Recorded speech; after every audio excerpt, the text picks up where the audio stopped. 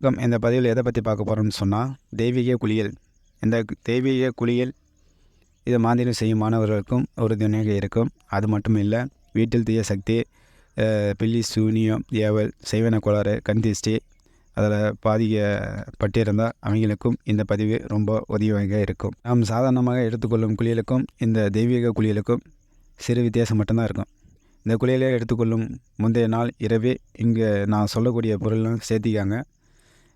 1 வில்வ இலை 3, துளசி இலை 3, சிறிய கொத்து இருந்தாலும் சரி பரவாயில்ல. நாட்டு மாட்டு சாணம் 1 ஸ்பூனு,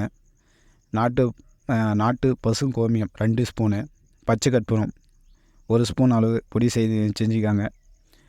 நெய் 1/2 ஸ்பூனு, வெட்டி வேறு சிறிது மட்டும், எலுமிச்சம்பழம் 1/2 மூடி, தாமரை இதழ் 3, ஒரு அண்டாவில் தண்ணி குளிர்ந்த நீரில் நிரப்பி அதில் மேற்கண்ட பொருட்களை அனைத்தையும் போடவும்.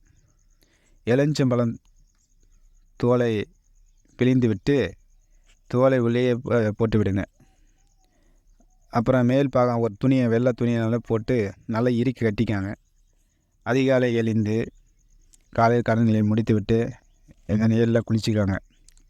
குளிக்கும் முன்னர் எந்த பொருள் கரையாமல் உள்ளதோ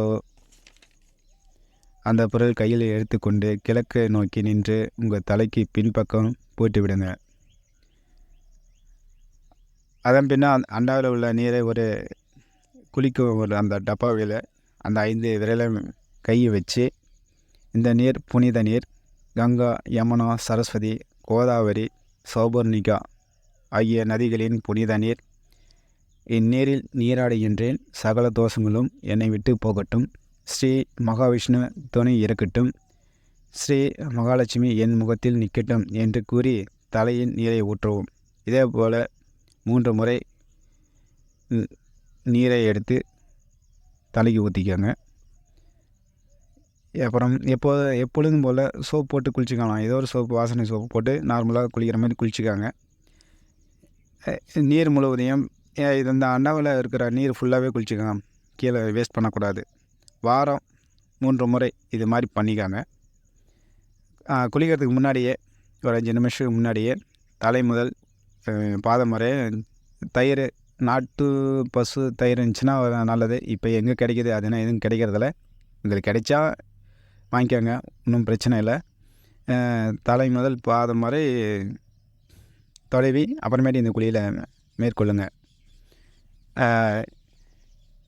இதனால் என்னென்ன பிரச்சனை, அந்த கிரகணங்களால் ஏற்படும் எதிர்மறையான கதிர்வீச்சு ஒளி நம்மை தாக்காமல் ஒரு பாதுகாப்பு வளையம் போல் செயல்படும். அதனால் எப்பயுமே இந்த குளியலை போட எப்பயுமே எனர்ஜியாக நல்லா ஸ்டெமினாவாக இருக்கலாம்.